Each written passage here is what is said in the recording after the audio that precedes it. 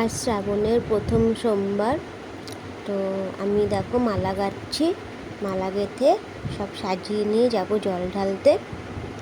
উপোস করেছি, স্নান করে এসে মালা নিয়ে ফুল নিয়ে মালা গাঁথতে বসে পড়েছি। আমার মালা গাঁথা শেষ।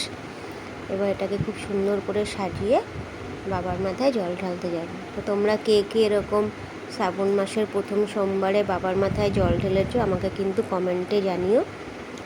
আর সাজানোটা কীরকম হয়েছে সেটাও কিন্তু আমাকে অবশ্যই বলবে। দেখো সবই দিয়েছি আমি, মধু, ঘি, সিদ্ধি, ফুল, বেলপাতা। মা ফুল এনে দিয়েছে, ওই ফুল দিয়েই আমি আকন্দ ফুল দিয়েই মালা তৈরি করেছি। একটা মালার খুব দাম, ওই জন্য আর কিনিনি, ঘরেই মালা বানিয়ে নিয়ে যাচ্ছি। আর সাথে নিচ্ছি একটু আতপ চাল, বাবার মাথায় দেওয়া খুব ভালো। তো ওই যে আমার সব রেডি। একটু দুটো বাতাসাও নিয়েছি। তো দেখো, ওরা আমি যাই ঢেলে আসি। Bye bye.